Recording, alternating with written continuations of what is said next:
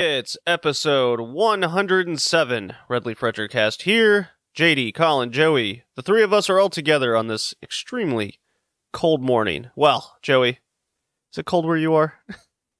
No, it's actually quite nice. Let's see, what is the weather? What are we talking about here? It is 58, apparently. Colin, let's kill this man.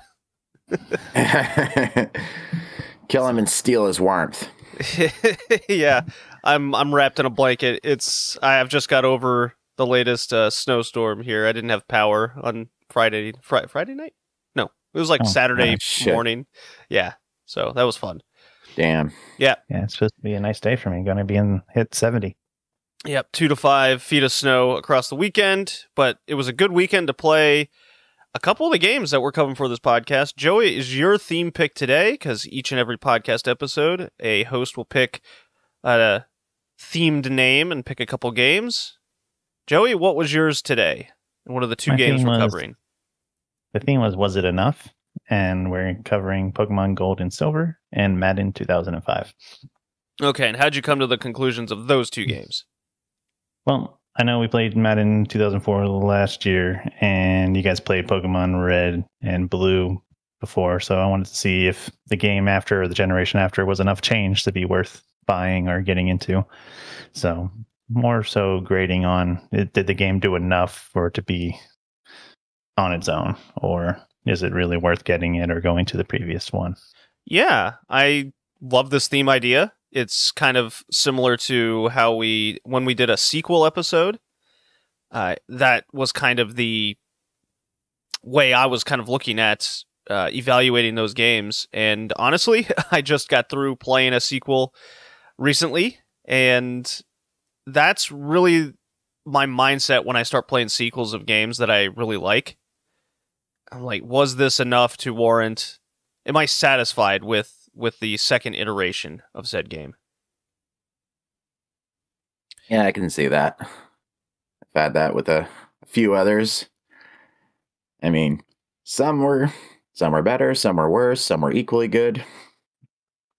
Yeah. And on a side note, guys, Microsoft bought a thing. Yes, they did.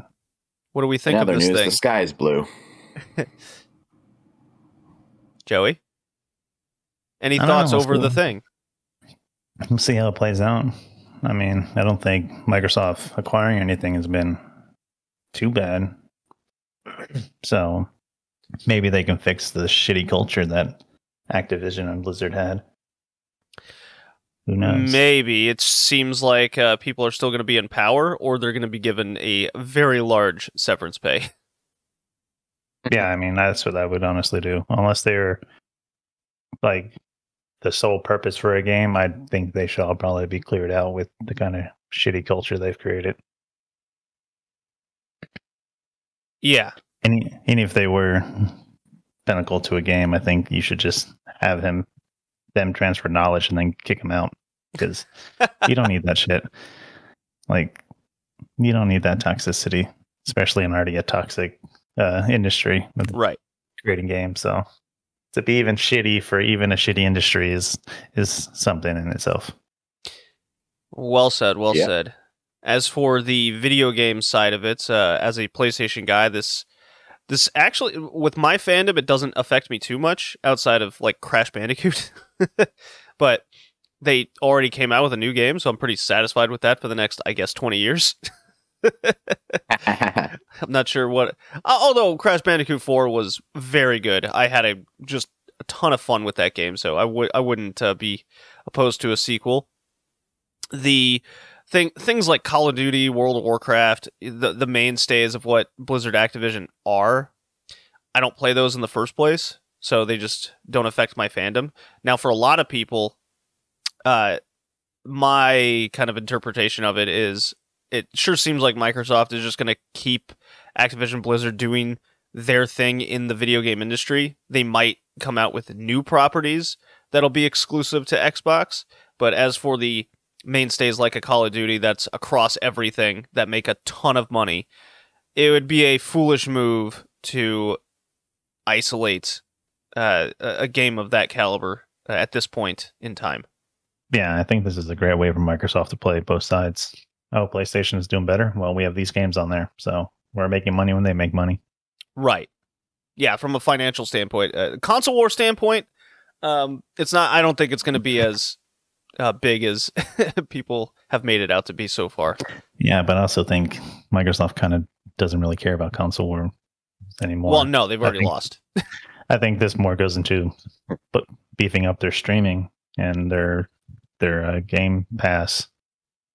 So I think they're making steps to make that even better. That maybe they'll start offering it across multiple platforms. One can dream. Yeah, they really seem adamant about this Netflix model with video games. I mean, I've spoken ad nausea about how I feel about it and the kind of culture that it has gone around it. We have seen PlayStation trying to make strides to improve PlayStation Now and their service and what they're doing. It's going to take a long time for them because they operate on a much smaller scale. I guess we'll see. First things and foremost, for PlayStation, they need to get more PS5s out there. It's still a disaster at this point in time. I just constantly have to reiterate that I have money to buy this thing, and I can't buy it. It's very irritating. You have any thoughts over all this, Colin? Not really. I haven't really been paying attention to it, but I do agree with everything Joey said. Just hope there will be some change at Activision Blizzard once everything's finalized, unless it already has been finalized. I'm not really paying attention. Shame on you. I'm too busy trying to stay warm on the job to think about it. It's what Icy Hot's for. Wait, that's something else. Anyways. Yeah, well, speaking of work, just to relate to you a bit, Colin, here, at work it's extremely cold, and I've been working on the top floor where there's no heat. So, that's good times. Yeah. It's very cold. Well, back to the sequel part of video games. Time for me to update you guys on some games I've been playing that aren't podcast related. I have been really into these relaxing short stint of games. I have played a little bit more of Inscription. I finally did buy my own copy. Epic Game Store. I do feel dirty. Leave me alone. The Epic Game Store has definitely improved. I bought a game on there, and I'm like, oh my god, they have a cart you can add to now. Oh my god. Wow. Yeah, I too have had to buy a game on Epic, but I'll get to that when you're done. Yeah. Did you need to take a shower afterwards like I did? Yeah, I forgot how I logged into it, and I just really hate Epic. I wish this game was on other platforms. So Epic got me. They're just like, oh, if you just re-sign up your email, and then immediately click out of it, you'll get a $10 coupon. I was like, oh, fine. So I ended up buying Inscription, played a little bit of that. No further thoughts since last time when it first came out. It's a horror card game with extremely interesting, fun elements, good atmosphere, etc., etc. I'll beat that eventually. The relaxing games I was playing, I played and I played this almost twice through because I wanted to do a bunch of weird new shit. Was Untitled Goose Game. If you remember, that was a big in popularity when that came out. Kind of went viral in a weird way. You guys remember Untitled Goose Game? Yeah. Yeah. So I played that through almost twice. It's very short. You could beat it in like an hour and a half, 2 hours, whatever. And then goof around with it. Goose around, if you will. Stop me. Womp womp. No, it's more like honk honk. Ah, God, I'm on a roll. Woo. Okay. And then I played Donut County. It's not how I remembered it. I remembered it kind of being more like Untitled Goose Game, but it has a lot more story in it than I remember. Guy's got a cell phone, and it's got this interdimensional skills where you just could plop a hole on, and everything sinks down to the hole. Very relaxing. I've been feeling... my sleep schedule's just totally off, so I'm just like, I can't sleep, but I can sleep. Throw on some Donut County. Good stuff there. Very relaxing. I do recommend it, especially those two games. And then, last but not least, I beat Dead Space 2. Yes, and? So, recap some of my thoughts from the first time. It was in the last episode, where I went along the lines that the environment felt too open. I didn't feel as scared as last time. The atmosphere wasn't as dreary, although, as you stated, Colin, the how the environment was put together, where it feels like people have lived there, makes it more relatable, and that's a different kind of fear. I spoke about how I missed the cramped, enclosed space of the Ishimura, the spaceship. Well, lo and behold, you end up going back to the Ishimura, and it's exactly what I wanted. Everything was like in these weird quarantine things, creepy sounds and shit's happening. This whole scene when you're in the train port area of the Ishimura, where things are just a million things are coming at you. Way better. That really brought me back in. I absolutely love that part. There is a couple instances where I think the enemies swarm you, where you're forced to essentially run. Maybe that's on purpose, but I did find myself running out of ammo way too much because of those sections. And so I just ended up running through. Maybe that's on purpose. Maybe that was a game design where you're supposed to do that. I don't know. Didn't really love it either way, because I would rather be forced to fight these things, but not in the way it, I guess, was designed for. Yeah. Yeah. And the ending sequence was very much like the first one, which was one of my big criticisms of the first game. I was like, oh, come on. The ending boss was very wacky. I ended up dying way too much. You go into his own mind to fight a swarm in a circle where you can't really avoid getting the shit kicked out of you, which is kind of annoying. So I ended up going back to a save, reloading up on a bunch of the machine gun ammo. I forget the name of the gun exactly. It's like a pulse rifle, I think, maybe? I think so. Whatever it's called. It's the machine gun, basically. And I essentially just loaded up my entire inventory with machine gun ammo and spammed the piss out of it, and then it was easy. It's like, okay. Yeah, because I went into the final boss battle without that gun, so I was just single-firing things, line guns, not very effective in that environment, not good. So the game kind of forced it. I felt like it forced me to use the machine gun and the machine gun only. Like, nothing else was working. Detonators didn't work. Line guns weren't working as effective as they should, because these creatures, like, you can't really aim. They jump around and hop so much you can't really aim for their arms and legs. So whatever. The one-hit kill system was pretty brutal with What's-Her-Face coming at me. She would just teleport and be in front of me before I knew it. I was like, oh, come on. But regardless, the end was kind of got me with he looks over and you kind of almost... Like, even he, the character, was expecting creepy ex-girlfriend staring at him again. And then he just goes, what? I'm like, okay, all right. I kind of rolled my eyes at that one, but I did smile. Very good game. I still have the first one is better, because it really came down to how I felt about how the first half played. Okay. Yeah, I'd give it B+, that type area. Well, I gave the first Dead Space an A. So I'm not, it may sound like I'm being overcritical, but I'm directly comparing it to the first game, and I think that's relevant to even our topic today. Yeah.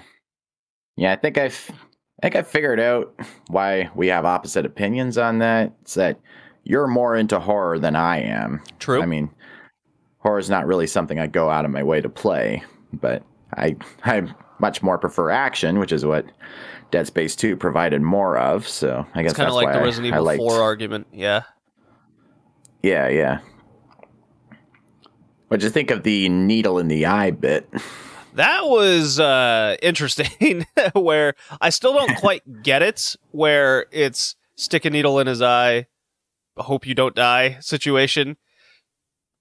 There was weird instances of comedy in the game, and yeah, so Joey, are you familiar with Dead Space 2 at all? No. Okay, so there's a sequence where so the main character's brain has the ability, like if they access his brain, they can build the super alien infection marker thing. And so in order to, I guess, destroy it, he has to go into this machine that coincidentally was not destroyed at all. And lines up a giant needle to go right through his eye and poke his brain. What that does exactly, I guess it installs a virus in the marker itself. Is that what I'm supposed to think, Colin? I honestly don't know. I just know it was like accessing all like the blueprints or what have you, data that was basically radiated into his mind from a previous marker and then extracted by the machine or some such thing. Right, but that's how they were supposed to played it. Build it. I didn't really understand the destruction part of it all, but if I build it, I can also tear it down. I guess that's the idea. Yeah.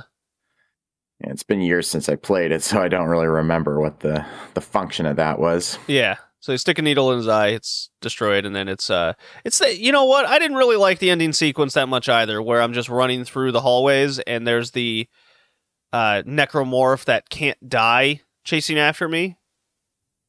I get the feeling it was supposed to be more scary than it was, but it was more irritating, because so get this, you can destroy its arms and legs, and it will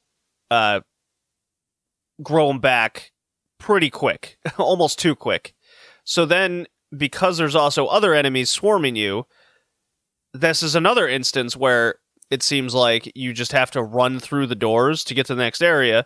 But if you run through it too fast, you can. There was 2 instances where I was turned around trying to see if they were coming from behind. The door opens, and I turn around, and the monster's there again, even though I was just looking at it. With all of its arms and legs gone. I'm like, oh, come on, game. No teleportation of enemies. That's annoying.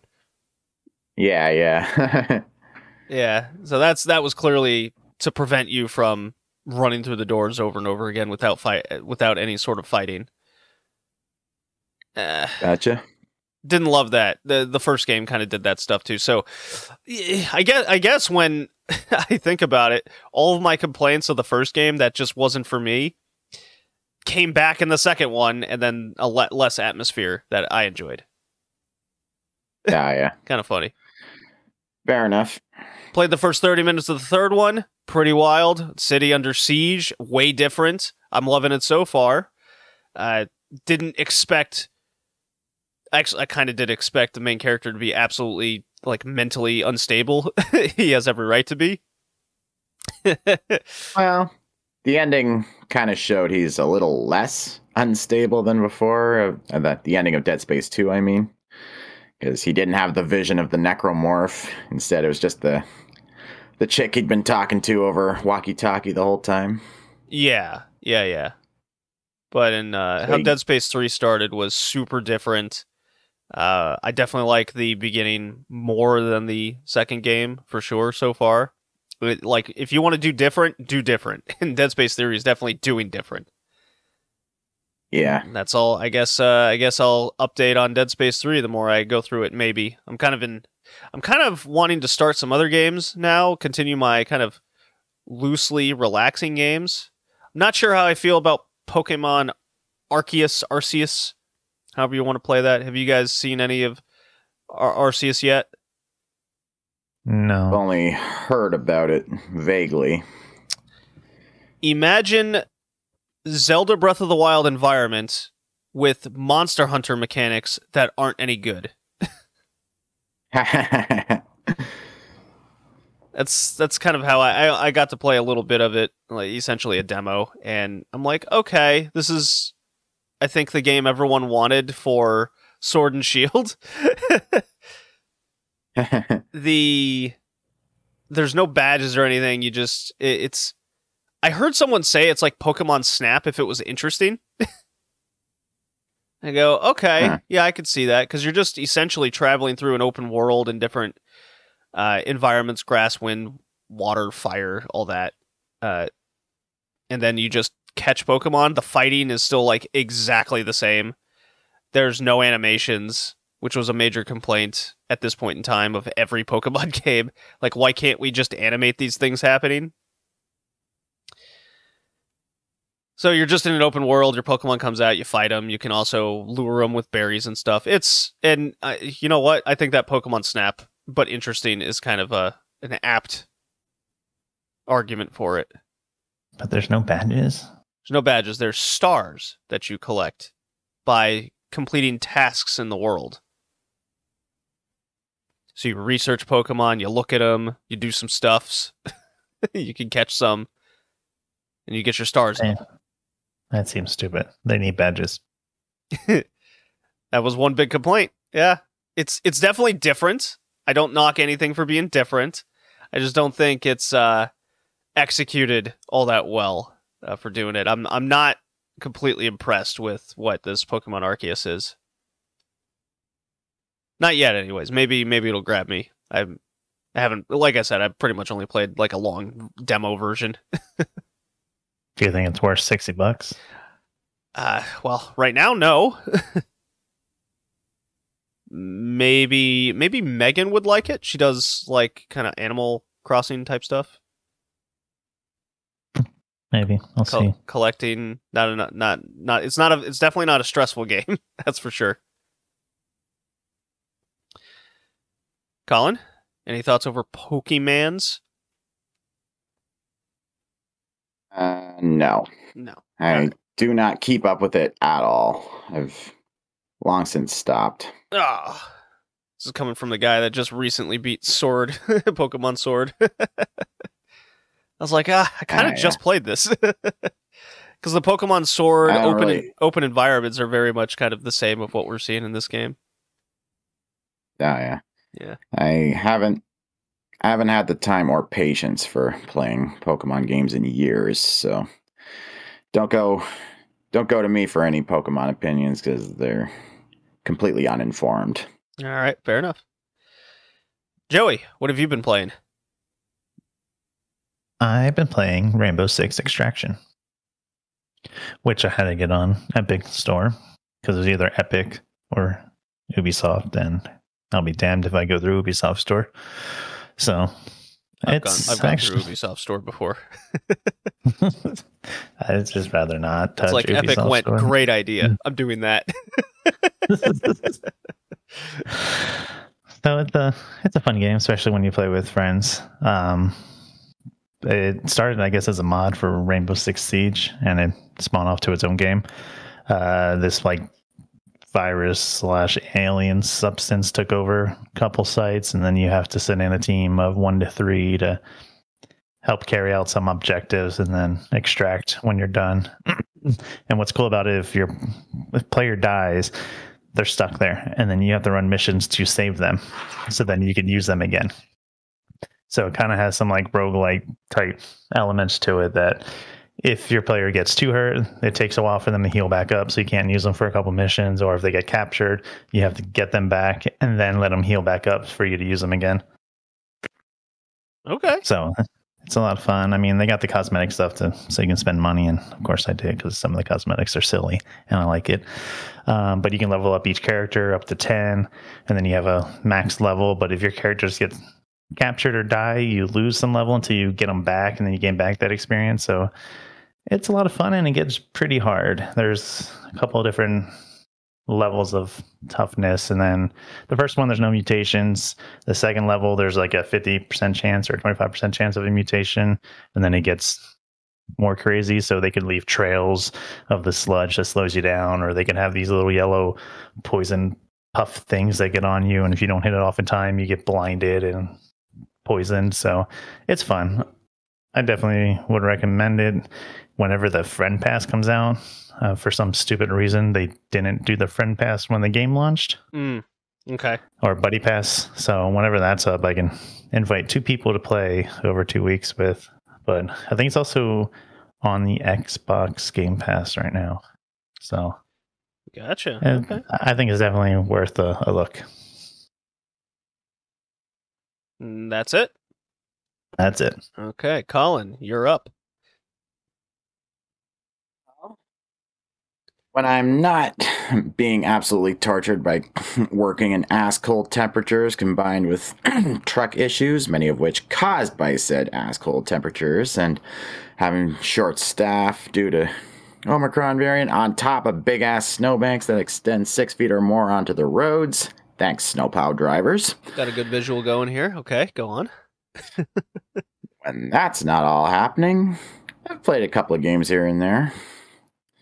On a side note, I can't believe I'm saying this, but I think I'm actually missing the blistering hot and humid weather of summer. No. At least in that weather, the roads are clear. Not. No. you are not missing that. At least in that weather, the roads are clear. How humid does it get up there? Not really. Oh, it can get pretty damn humid. Joey, he don't know. I mean, don't mind him. I live on the shores of the Great Lakes for fuck's sakes. How humid? But anyway, as for the games I've been playing, I've mostly been playing Os Tatakai Oandan, the precursor to Elite Beat Agents. I'm having a great time with it. And I've unlocked the hardest difficulty, which has you playing as the female cheerleaders this time around. And just like with EBA, it's hard as balls, but in a fun way that gets my blood pumping. The only sticking point is that, unlike Elite Beat Agents, you can't skip straight to the gameplay of each song. So when you start up the stage, you have to go through all of the lead-up, which is especially frustrating with the final level, which has the longest lead-up of them all. Although the final level is set to Ready, Steady, Go by Larkon Seal, and I really like that song, so it gets a little bit of leeway. Fun fact, for those who don't know, Ready, Steady, Go is the second opening song for the original Full Metal Alchemist anime. So, as such, it has a special place in my heart. And yes, JD, I also played a little bit of Xenoblade Chronicles. Hey, all right. I gotta get my drop ready. Hold on. I was trying to get the average humidity comparison between Houston and Toronto, just so Joey has a visual in his head. I know, very exciting stuff for a video game podcast. It is. Hey, it's going to be at least 80% humidity like the next 5 days here. Yeah, in the middle of winter. And that's good humidity because that doesn't feel like anything. So to give you concept, Joey, just as I'm pulling up the drop, the maximum humidity that Toronto reached last year was 82. And that was in October. That's a nice day. It's a beautiful day. Colin, for your perspective, imagine 120%. Yeah, I felt it. Sweating buckets and barely having the energy, but I'll take that over freezing my ass off and steering around big-ass snowbanks. Obviously, rain is 100% for those that want to get cute with, like, technicalities. Okay, I got the drop ready. You ready, Colin? In 11 seconds. Here we go.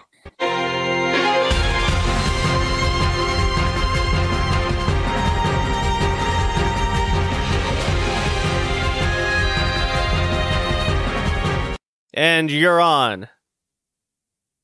All right. Yep, so I'm at a point in Xenoblade Chronicles. They've gotten to this big, glowy river of energy. I guess you could call it the life stream or something. Story's moving a little bit slow at this point, but there's still enough excitement to power through. They've just met up with this other old dude who's kind of a grouch, wants to go full pedal to the metal against all the robots who have taken over a certain colony. And then Shulk sees another vision of him possibly dying. So that'll be interesting to see. One thing I gotta say, though, I don't think I like Shulk as a character. So far, he has left zero impression on me. I mean, as bland, generic RPG protagonists go, he's one of the least memorable I've ever seen. And that's saying something. Yeah, okay. Yeah, I see that. I mean, even some silent protagonists have more personality than this guy. I mean, Chrono from Chrono Trigger didn't say a word, but I still gotten an idea of the kind of person he was. Plus, I'm sick of Shulk constantly shouting, "We can definitely do this!" in the middle of battle. Bro, that is an issue with all Xenoblade games. Oh, really? Oh, yeah. Do you not remember my Xenoblade Chronicles X review? Or have you ever seen Video Game Donkey, like, completely dunk on that game? I have not. So I just remember you talking about it. Oh, yeah. The repetition of voices in that game is grating. It is atrociously terrible. It's throughout the entire series. Great. That's just what I needed. Yeah. Oh, yeah. No, I would put the game in Japanese to not hear the horrible British dubs on repeat. Yeah, I was just gonna say the English voices having British accents kind of threw me off. I think it's bad. Yeah, maybe I should do that. Just switch it to Japanese. Yeah, I would recommend that. It makes the game way better. Well, I'll definitely look into that after the cast. Okay. Aside from that, I'm still having fun with it. I mean, it's still got that battle system similar to Final Fantasy XII, but it's a little more involved because if you're too far away from a certain enemy, you can't pull off special moves to attack it. So I'm still interested to see where everything goes. Okay. And that's pretty much all I've got to say there. All right. Does that do it for us? Now we can get into our retro games? Sure, I guess. Oh boy, no, virus protection software. No, go away. I didn't do anything. I hate that. Joey shall be back momentarily. Nah, he's back. He's good. I'm back, man. I got my call. Oh, okay. Yeah. Let's see. Music. What do we play? What do we do? Trauma Center, maybe? Pokemon drop? You got Pokemon drop, don't you? I do have a Pokemon drop. I guess that makes sense. Lame. Hey, you haven't used it in a long time. True. You should do. Do you have a Digimon drop?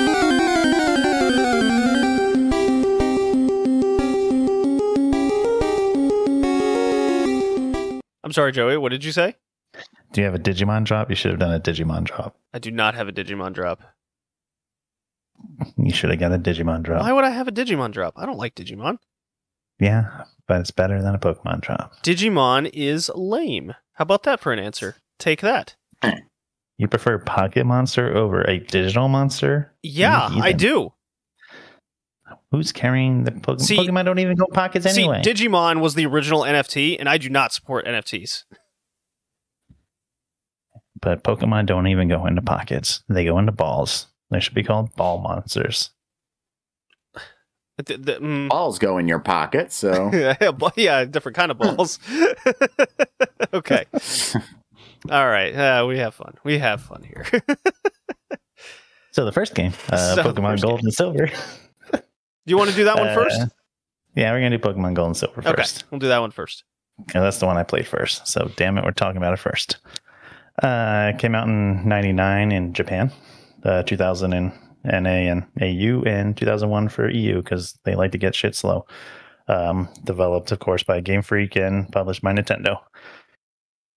This game was very easy. I don't know if you guys thought so, but it's definitely early game Pokemon. All you need is one Pokemon to run through everything. So I did the fire Pokemon and just literally beat everybody without even having any risk.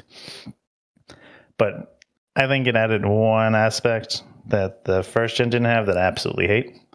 And I know a lot of other Nintendo games do it, is game times 1-to-1 to real time. And Oh, I yeah. absolutely hate that. Yep. I hate that so much, especially because it's a Game Boy Color game. And now I have to sit there and wait for nighttime to catch some certain Pokemon, or like, that's so stupid. And I know Animal Crossing does it because it used to piss me off when Megan would play, because whatever that shop is, that, it closes at 8.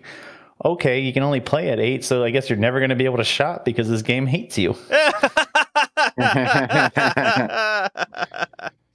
Well, just the thing is, Joey, that means you have to bring it to work, and on your lunch break, I know it's stupid. I won't even go there. So, because I was the same way for a while with Animal Crossing. Yeah. Didn't Shenmue do the whole? Dude, we'll get to fucking Shenmue. you don't you worry about fucking Shenmue. Well, now I'm worried about Shenmue. Oh, you should be worried about Shenmue. By the way, good coincidence. Shenmue anime is coming out. I believe it's going to be on Netflix. I think it starts like next month. Is Netflix? I thought it was Adult Swim. Oh yeah, I think you're right actually. Yeah. I think I saw it on Adult Swim for a commercial. Yeah, it's like, what a coincidence. Yeah, because I posted that Discord when I saw that. I'm like, oh, what good timing. maybe I heard that like months ago, and then just like, oh, we should do Shenmue. Yes, on the next podcast we're doing Shenmue. Okay, back to Pokemon Gold and Silver. Yeah. I guess technically Crystal's also Gen 2, but we didn't play that one.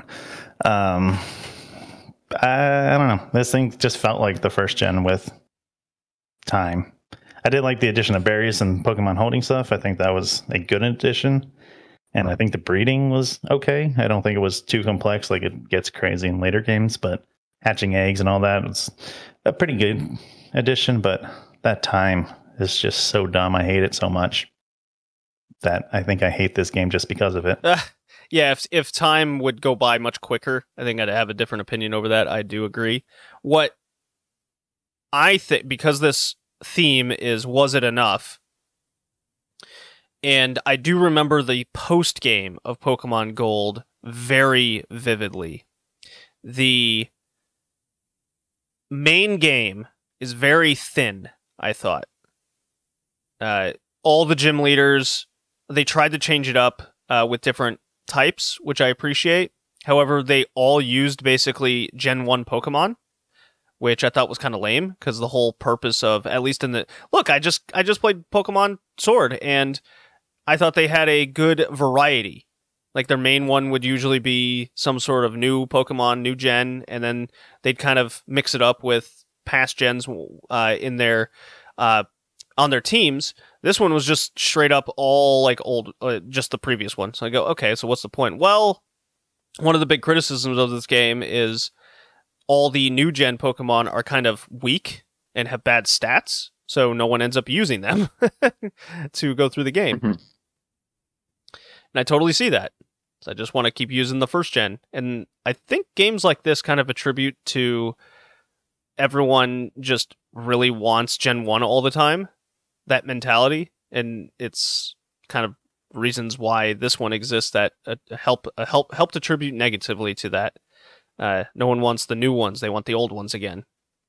Over and over again. Well, before I go on into the whole post-game thoughts, the main game, yeah, I do agree. It's pretty easy. Yeah, if you choose anything fire, you pretty much nerf through everything without issue. I always choose grass, so it makes things a little bit tougher at the start all the time. I would have done that, but I was just trying to get through as much content as I could for the podcast. So that's why I was like, let me go fire and see how well it does. And I think I went through 2 gyms in under an hour. Oh, yeah, it takes like no time at all. Yeah. Colin, thoughts? I only played like maybe an hour, just over an hour. Ah, so you beat 3 gym leaders. I only got as far as the first gym leader. Ah, this guy. You hear this guy, Joey? Ah, boo. I can see it. Probably was busy leveling up his Pokemon. No. I leveled my Cyndaquil to level 10, but still didn't quite manage to beat the guy. But I was just kind of going through the motions just for the cast. Because, like I said, never did play these ones. Furthest I went was Pokemon Yellow. I saw the new features. I do remember you saying that you just don't play the Pokemon games. Yeah. Yeah, I said it at the beginning of the cast too.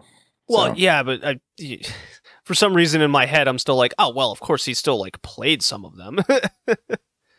not to say you don't like them. Whatever. Go on. I'm interested. Yeah, I mean, I guess one thing I kind of liked was that at the beginning of the game, there was more of a sense of urgency than in Red, Blue, and Yellow. Because, like, in Red, Blue, and Yellow, you're just collecting Pokemon to fill out the Pokedex and become a Pokemon Master along the way. But in Gold and Silver, there's an immediate goal right off the bat. Go visit Mr. Pokemon. Gee, what a creative name. Yeah, assholes. You see why he keeps bothering Professor Elm. And then after that, there's this, I guess, your rival character who stole something from Professor Elm, and then I guess there's a reason to go get it back. I mean, it always kind of bothers me when certain stories or sequels thereof don't have any real sense of urgency, which may be one of the reasons why I didn't like Neo: The World Ends With You as much as the original. Or even why I didn't like Kingdom Hearts 3 as much as the first two. Because there, I didn't really feel any sense of urgency. It's like, go find the power of waking and just go by the seat of your pants. There's no real... I didn't really feel like there was a true goal in mind that required immediate attention. Which is one thing I like about this game compared to Red, Blue, and Yellow. Found it a bit annoying that I couldn't get any Pokeballs to catch Pokemon for the first half hour or so. Yeah, I didn't like that I thought either. That was annoying too. There's actually more about Gold and Silver that I do not like, and a lot of our issues were fixed in Heart Gold, Heart Silver, the remakes that they did later on. Oh yeah.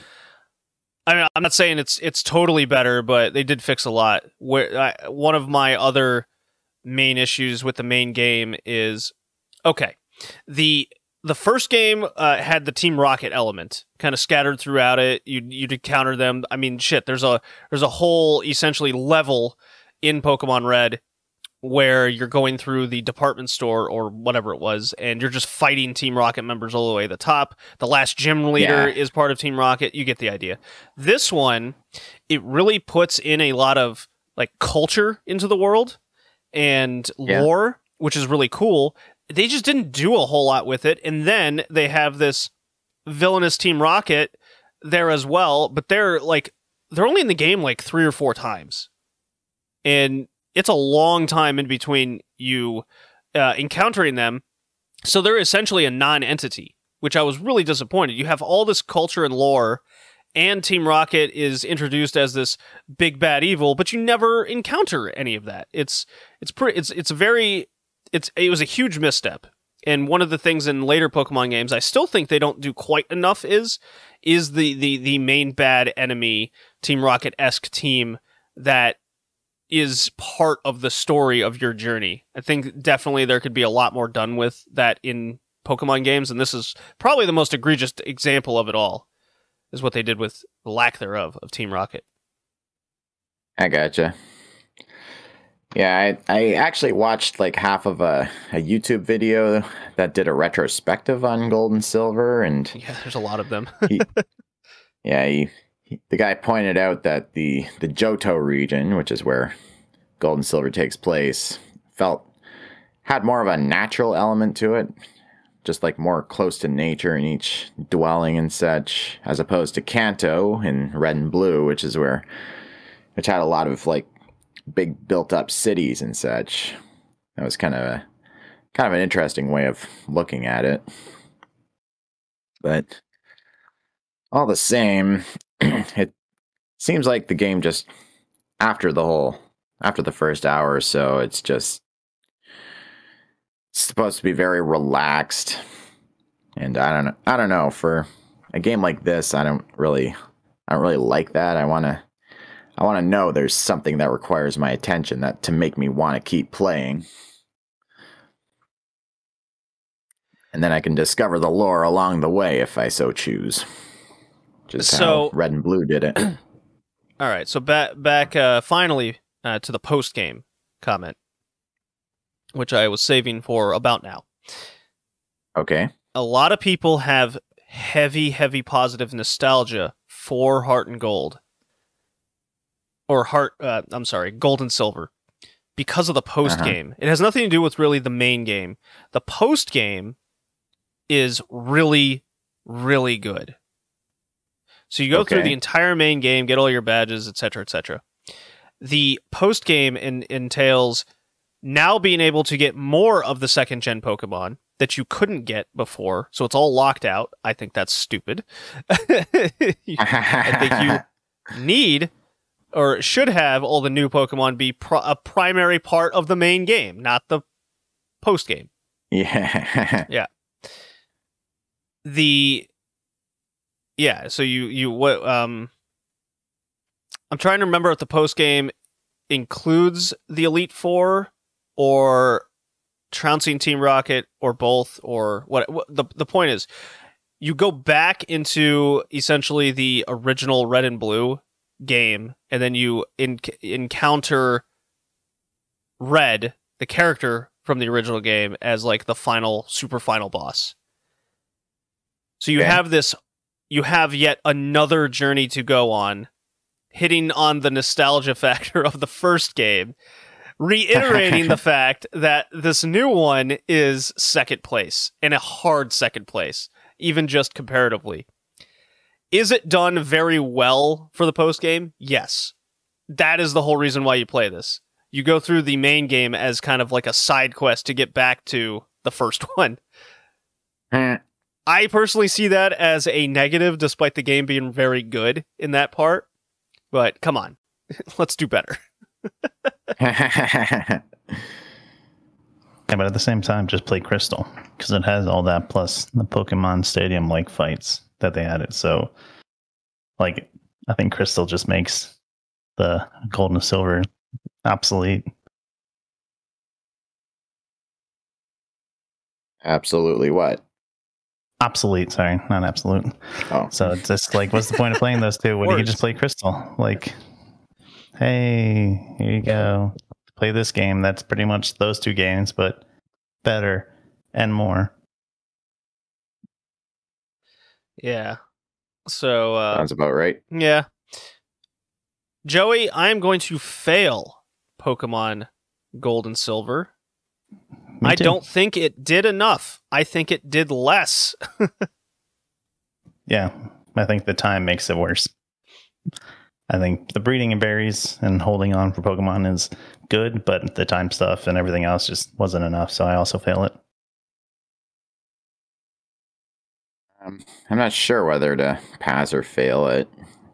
I guess I'll just barely pass it. I mean, because it's playable and it's pretty much the first game, but with more stuff to do.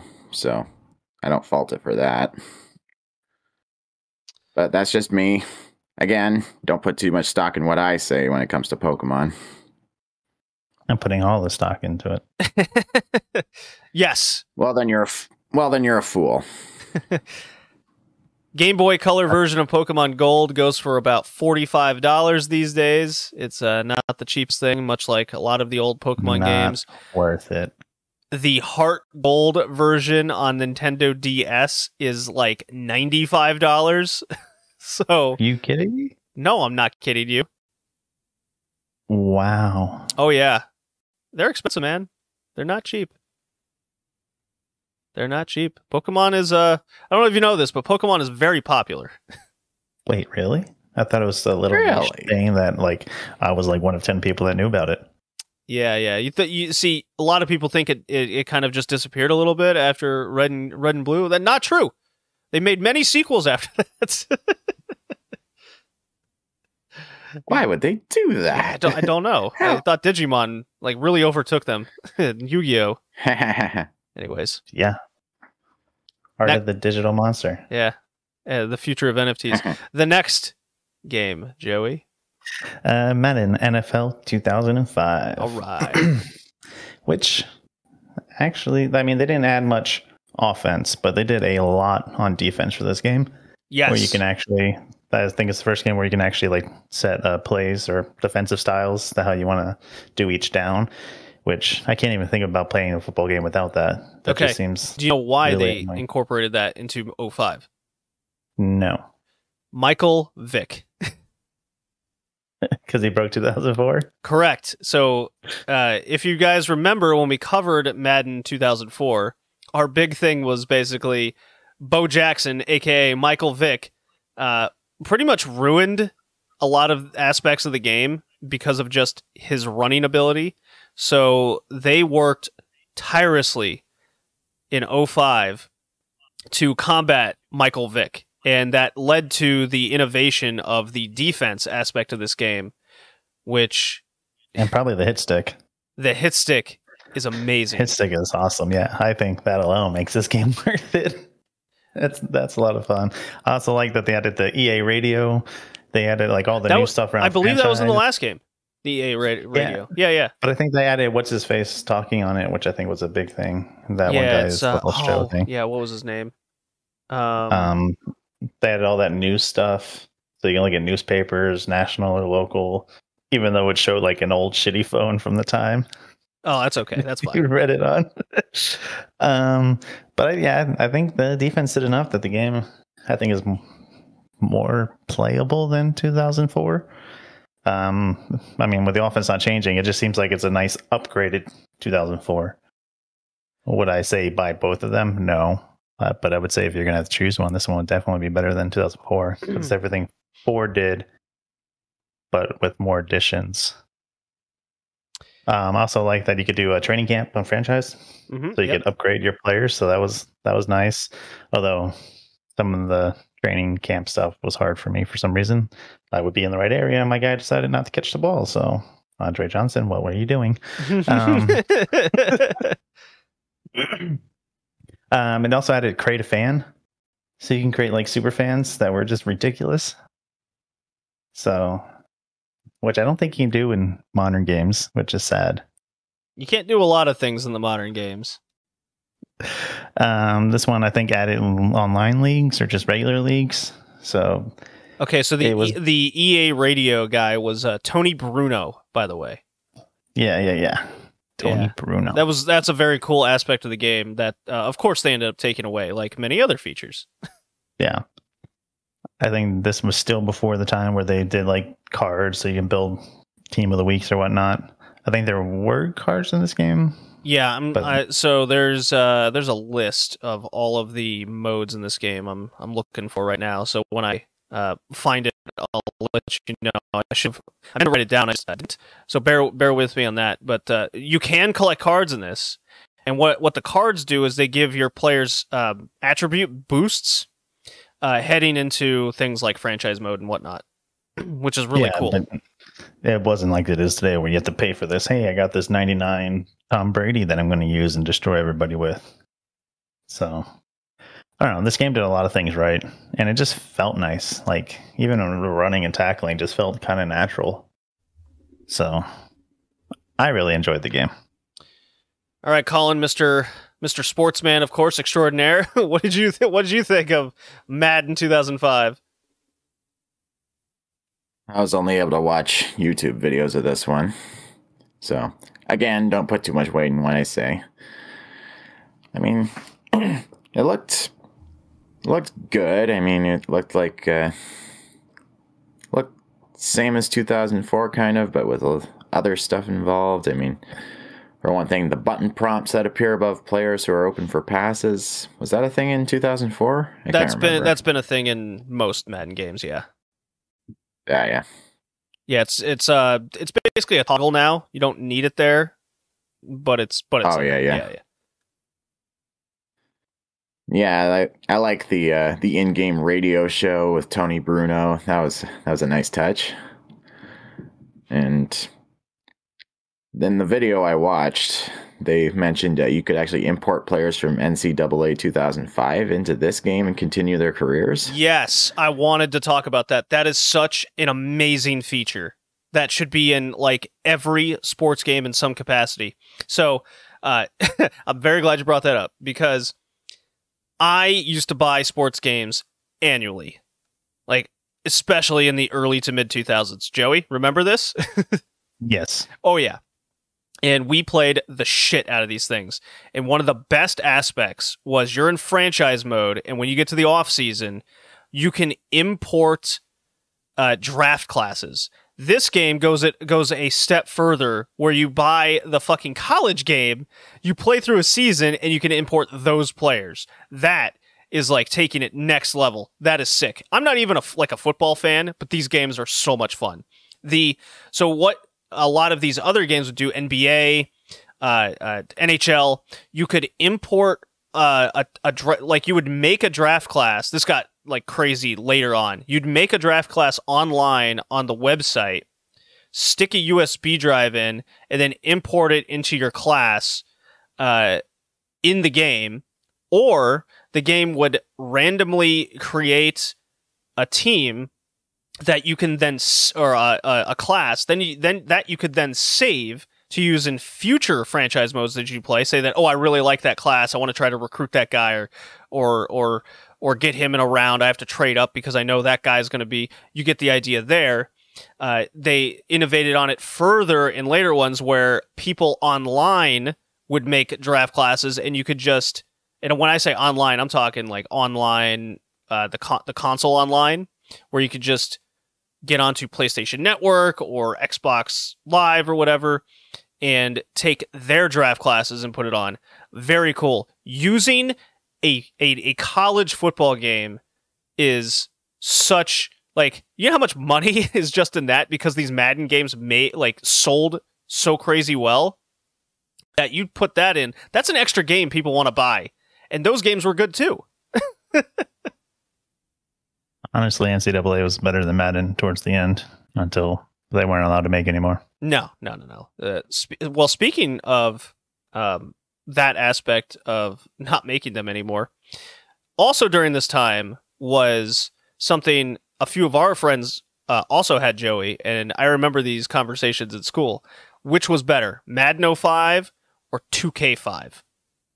But I think this was the last year of it, because after this, EA got the exclusive rights. Correct.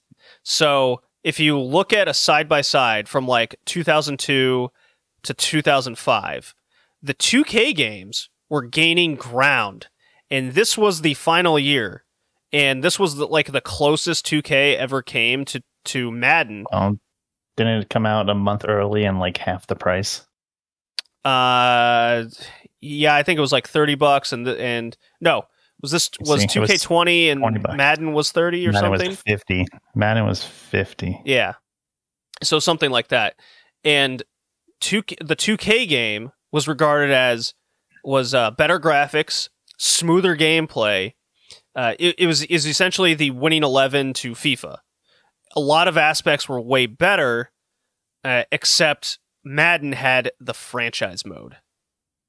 Yeah, Madden reduced the price to 30 after this game dropped a month early. Right. So they were definitely scared of it. Oh, yeah. They were terrified of the ground 2K was making, because the presentation was better, graphics were better, gameplay was smoother. But Madden's advantage was the name, the establishment, and its crazy in-depth franchise mode. Much like kind of FIFA. So the amount of modes in this game... let me run through this. This is Madden 05. Play now, franchise mode, tournament, mini games, practice with situation mode, create a team, create a playbook, create a player, create a fan, historic teams, Madden cards, all in the game on release with competition that people were thinking it's better. And why is this? Because competition is important. Yeah, it sucks that once they got exclusive, they stopped trying. And once they went online, they made a lot of money. Who gives a shit about everything else in the game? Oh, yeah, they've just gotten super, super progressively worse. I miss franchise mode with a good franchise mode that actually has updates. Yeah. I don't think anything changed in the past 10 years. Dude, I got this game on PlayStation 2, and I want to see what like the GameCube version is as well. Like, I'm just super curious about a side-by-side comparison. They're out there, don't get me wrong, but the PlayStation 2 game and the GameCube game, they're like $3. They're super cheap. Like, there's so many of these. You should get the DS version. There's a DS version of Madden? This is the first Madden game that really released on DS as a launch title. Oh, that sounds so addicting, just doing franchise mode. Even a Game Boy Advance. No, I won't do. No, I'll skip that one. So, franchise mode, Colin, is... are you familiar with franchise modes, like in sports games in general? Like the concept of it? Is it like the main campaign, or is it just like managing a team? Both. So you manage a team, you play through a season, you can trade players, like create a player, get them in there, get historical players inside of franchise mode. There's drafting. There's and they keep going with it and innovating, from working with player contracts, recruiting players, signing players mid-season, you name it. It's like all there. And all of these like super in-depth aspects have like disappeared over the year over year. Like, just more things keep disappearing. And I think a lot of that has to do with the lack of competition and the exclusive contract that NFL signed with EA and Madden EA after this game. That's a real shame, because then 2K just disappeared immediately because they didn't have the license anymore.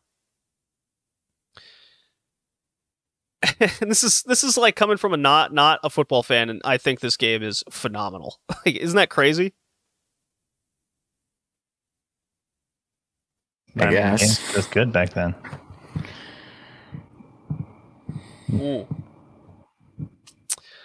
Man, there's a lot we could break down. One thing that's interesting is the hit stick. Joey, you mentioned how like awesome it is. So, Colin, imagine, you do remember the arcade games like NFL Blitz and like NBA Jam and stuff? Yeah. So the hit stick originally, at least from what my understanding and reading, is the hit stick was meant there to incorporate higher defense to stop like running plays, like Michael Vick and whatnot, players with high speed, if you follow. So you time the right analog stick to crack into a player, and if you time it perfectly enough, you like knock the helmet off. You know, there are things that visualize how hard you hit him, and if you, it could also lead to an injury, a flag or whatnot, but maybe you want to injure the player to take him out of the game so you don't have to worry about the guy anymore. So you take the penalty situation. Well, fun fact, the NFL didn't like that. It encouraged violence to their game, because during this time they were, and still to this day, it's like, oh no, this isn't a violent sport. No, you can't do that. So they took it away. The hit stick's still there, but it doesn't have the impact that it had in 2005. Isn't that dumb? I think it's dumb. It's a video game. Yeah. Yeah. Yeah. The franchise mode, I might end up getting the DS version now, because that is a pick up and play and relax situation there. I love franchise mode in sports games. To this day, I still pop open my PS3 and throw in like NBA 2K8 with its franchise mode, and I just play that. That was like my college right there, with like 5 friends. We all pick a team and we all go through franchise mode, simulate most games. We play against each other with those games. We try to get a good draft class. This Madden is no different than all that. That is fantastic. Look at me gushing about football. Crazy. Well, to think of a game like that was still good today. Yeah, it's a bummer. Because if, like, even with hockey or baseball, they've kind of gotten it a little bit with gotten back to that with baseball. Some of the MLB games, the show. No, I actually played the show from the Xbox Pass on the cloud. I think it was 20, maybe 21. Yeah, and it just felt all right. I don't know. No, don't get me wrong. It's still missing a lot of those good elements, but they're coming back to adding them again and creating new modes for it. Which I really hope these sports games get back to what we all liked about them in the early to mid 2000s. Yeah, just give me a good be a pro or franchise or whatever the hell you want to call it, and I'll definitely buy the game.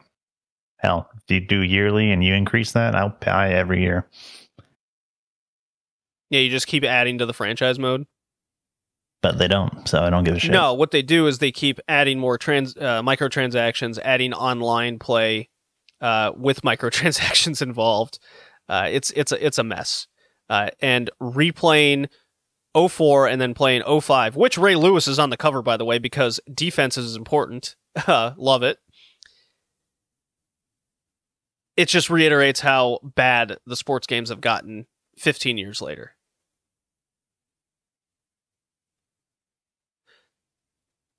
If you guys don't have any further thoughts, I give this game an S. I pass it, give it an S, right then and there. I definitely pass it. I pass it. Of giving it an Even S, considering I didn't play. It's a fun game. It's definitely a fun game. So go ahead. What's your grade for Pokemon Silver then, since you already graded Madden? Yeah. So I give Madden S. I pass it. I failed Pokemon Gold, Silver. Didn't love them. I'll grade it on the aspect of, was it enough? No. Madden, obviously, yes. They added a lot of elements to it and more and made it better. Pokemon, I'll give it a C, but it's a C minus, which would fail in at least most of the places I went to school.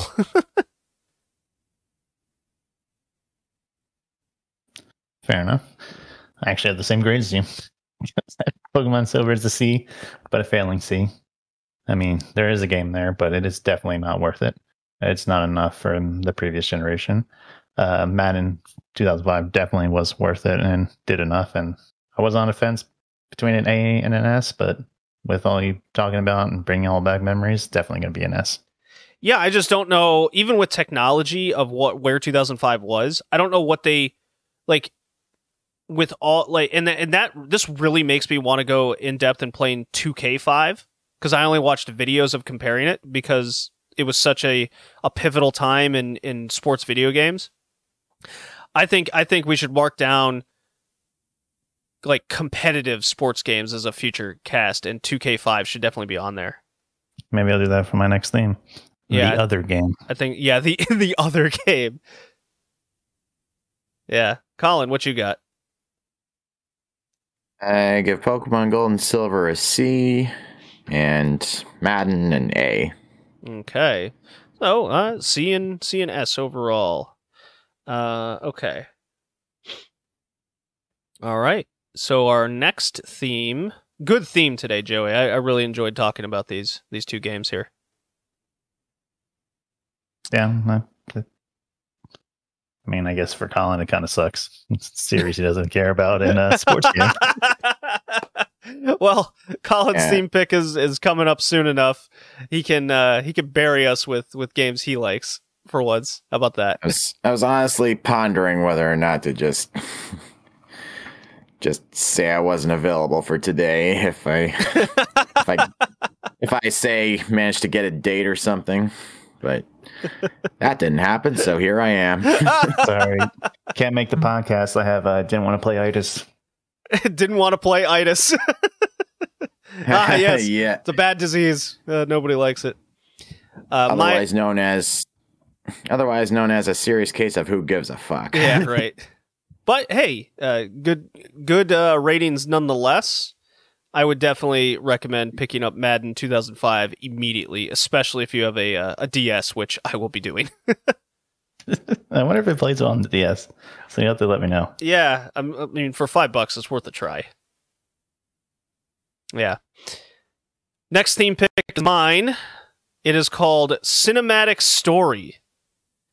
And we'll be playing the very first Yakuza on the PS2. I've only played the remakes, so that's going to be interesting. See how it holds up on an older console.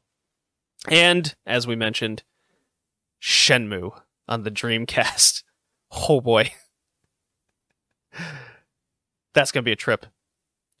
And I'll be right after my birthday. So happy birthday to me.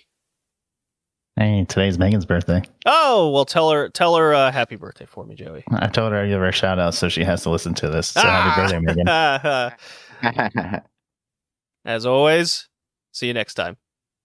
Bye. I know.